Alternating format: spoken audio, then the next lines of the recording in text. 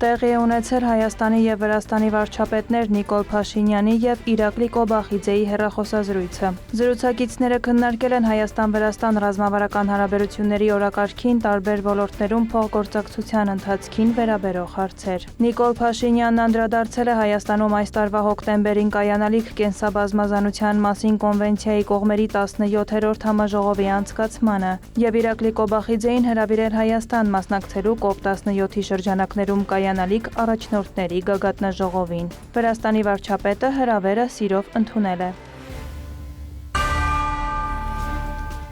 Վրաստանի վարչապետ Իրակլի Կոբախիձեն հանդիպել է Ամերիկայի Միացյալ Նահանգների դեսպանի պաշտոնակատար Էմի Դիասի հետ։ Վրաստանի կառավարության տվյալով քննարկվել են երկու երկրի միջև հարաբերությունները։ Հանդիպման ժամանակ Վրաստանի վարչապետը հերթական անգամ հաստատել է կառավարության պատրաստակամությունը մաքուր էջից վերականգնելու ռազմավարական գործընկերությունը Միացյալ Նահանգների հետ, հստակ ճանապարհային քարտեզի հիման վրա, որն ուղղված է փոխադարձ ազգային շահերին։ Վրաստանի ներքին գործերի փոխնախարար Ալեքսանդր Դարախվելիձեն հայտարարել է, որ զանգվածային լրատվամիջոցներում մանիպուլյատիվ և կեղծ տեղեկություն է տարածվում վերջին շրջանում Վրաստանի և Ռուսաստանի միջև ցամաքային սահմանահատումների ավելացման մասին։ Պաշտոնյայի խոսքով այդ տեղեկությունը չի համապատասխանում իրականությանը և ուղղված է հանրությանը մոլորեցնելուն։ Դարախվելիձեն ընդգծել է, որ ընդհանուր առմամբ ամռանն ուղևորահոսքն ավելանում է զբոսաշրջային սեզոնի հետ կապված։ Բացի այդ, մեկնողների թիվը գերազանցում է ժամանողների թվին։ Փոխնախարարի խոսքով ժամանողների թվում են ինչպես Ռուսաստանի և Վրաստանի, այնպես էլ Ադրբեջանի, Հայաստանի, Ղազախստանի և այլ պետությունների քաղաքացիներ։ Վրաստանի ներքին գործերի նախարարության տեղեկատվության համաձայն վերջին շաբաթվա ընթացքում օգոստոսի 17-ից 24-ը Լարսի սահմանային անցակետով Վրաստան է մուտք գործել 52953 մարդ, իսկ մեկնել է 61691 մարդ։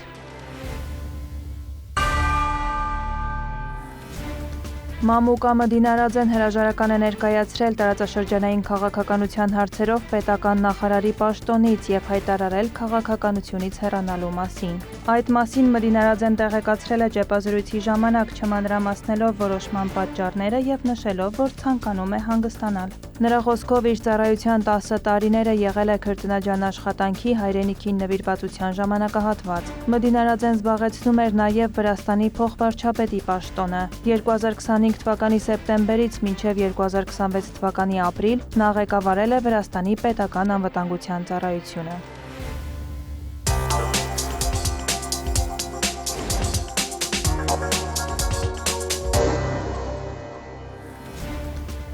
Անկարան վճռական է հասնելու Թուրքիան առանց ահաբեկչության հայեցակարգի իրականացման և տարածաշրջանն ահաբեկչությունից զերծ պահելու նպատակներին, հայտարարել է Ռեջեփ Էրդողանը։ Թուրքիայի ղեկավարն ընդգծել է, որ երկիրն այլ ընտրություն չունի, քան մնալ ուժեղ և միասնական։ Էրդողանի խոսքով պետության և ժողովրդի ապագայի հարցում կառավարությունը որևէ մեկի առաջ չի ընկրկի։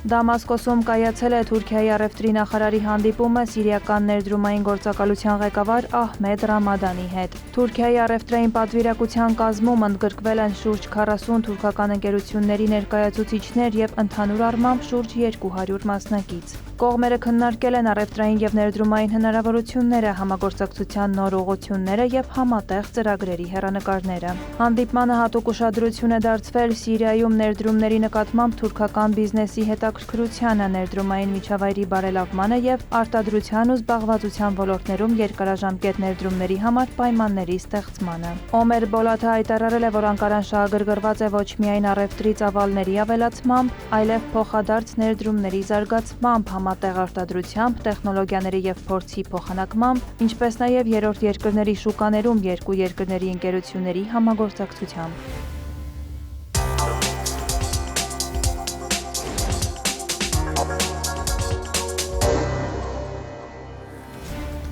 Իրանը հաջողությամբ իրականացնում է խոշոր ենթակառուցվածքային ծրագրեր, չնայած տնտեսական կոշտ ճնշումներին և ռազմական դրությանը մոտ պայմաններին, հայտարարել է Մասուդ Փեզեշքյանը։ Իրանի նախագահի խոսքով հրթիռների հարվածները տեսնում են բոլորը, բայց տնտեսական ճնշումը կարող է այդքան էլ ակնհայտ չլինել, և այն, ինչ արվում է նման իրավիճակում, արժանի է բարձր գնահատականի։ Փեզեշքյանն ընդգծել է, որ մասնավոր հատվածի ներդրողների մասնակցությամբ և բնակչության աջակցությամբ երկիրը կարող է արագացնել առկա տնտեսական խնդիրների լուծումը։ Ավելի վաղ ԱՄՆ ֆինանսների նախարարը հայտնել էր, որ սկսում են աննախադեպ ճնշում գործադրել Իսլամական Հանրապետության տնտեսության նկատմամբ։ Սքոթ Բեսենթի խոսքով Վաշինգտոնը կարգելափակի Իրանի կառավարության և Իսլամական հեղափոխության պահապանների կորպուսի ֆինանսավորման բոլոր աղբյուրները։ Նաև պատժամիջոցներ կկիրառվեն 60-ից ավելի միջազգային կազմակերպության, ֆիզիկական անձանց և նավերի նկատմամբ, որոնք ամերիկյան կողմի գնահատմամբ օգնում են Իրանին։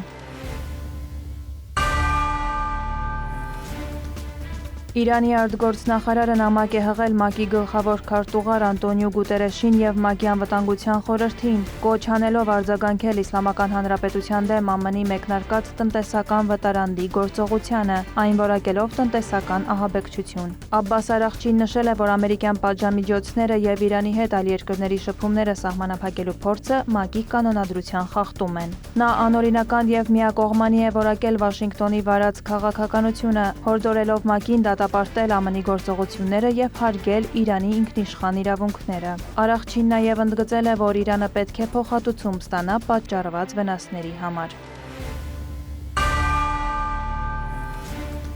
Ատոմային էներգիայի միջազգային գործակալությունը չի կարող ստուգումներ անցկացնել ռազմական հարվածների ենթարկված իրանական միջուկային օբյեկտներում, մինչև այդ օբյեկտների ստուգման կանոնների և ընթացակարգերի մշակումն ու հաստատումը։ Այդ մասին հայտարարել է Իրանի փոխնախագահ Ատոմային էներգիայի կազմակերպության ղեկավար Մոհամմադ Էսլամին։ Նրա խոսքով գործակալությունը հիանալի հասկանում է դա։ Պաշտոնյանն ընդգծել է, որ Թեհրանը գործում է Իրանի խորհրդարանի կողմից ընդունված օրենքի և ԱՄԳ-ի հետ երաշխիքների մասին համաձայնագրի շրջանակներում։ Նա նշել է, որ վերջին հակամարտության ընթացքում հարձակման ենթարկված բոլոր միջուկային օբյեկտները նախկինում պատշաճ կերպով գրանցվել են գործակալությունում և պարբերաբար ստուգվել են նրա փորձագետների կողմից։ Իրանի հետ ռազմական գործողությունների ընթացքում ավելի վաղ թիրախավորվել էին Ֆորդոյի, Նաթանզի և Սպահանի միջուկային օբյեկտները։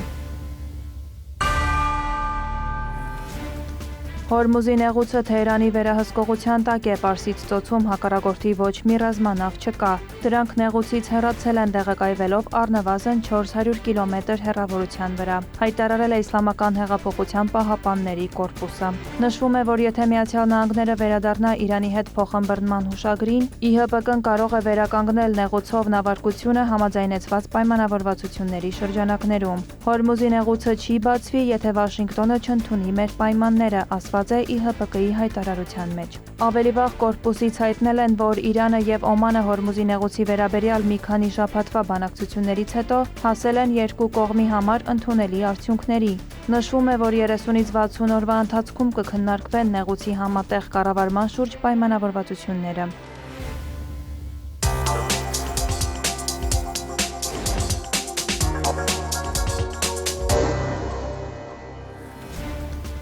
Ադրբեջանի նախագահ Իլհամ Ալիևը շնորհավորական նամակ է հղել Մոլդովայի նախագահ Մայա Սանդուին հանրապետության անկախության հռչակման 35-րդ տարեդարձի կապակցությամբ։ Ալիևի խոսքով Բաքվի և Քիշնևի համագործակցության զարգացումը գոհունակություն է առաջացնում։ Նա վստահություն է հայտնել, որ հետևողականորեն կշարունակվեն ջանքերը ուղղված երկու երկրի միջև կապերի համակողմանի զարգացմանը և համագործակցության հետագա խորացմանը։ Ալիևը Սանդուին մաղթել է քաջ առողջություն, հաջողություններ բարձրագույն պետական գործունեության մեջ, իսկ Մոլդովայի ժողովրդին խաղաղություն և բարօրություն։ Ադրբեջանի արտաքին գործերի նախարարությունը ցավակցություն է հայտնել Նեպալի և Չինաստանի սահմանին տեղի ունեցած ջրհեղեղների և զողանքների հետևանքով զոհերի և մասշտաբային ավերածությունների կապակցությամբ։ Միևնույն ժամանակ նախարարությունը տեղեկացրել է, որ ջրհեղեղների հետևանքով զոհվածների, տուժածների և անհետ կորածների թվում ադրբեջանի քաղաքացիների առկայության մասին տեղեկություններ չեն ստացվել։ Նեպալի և Չինաստանի սահմանի մոտ ջրհեղեղների և զողանքների հետևանքով զոհերի թիվը գերազանցել է 270-ը։ Ավելի քան 800 մարդ անհետ կորած է համարվում, այդ թվում զբոսաշրջիկներ։ Վարդուհի Հարությունյան, հարևաններ։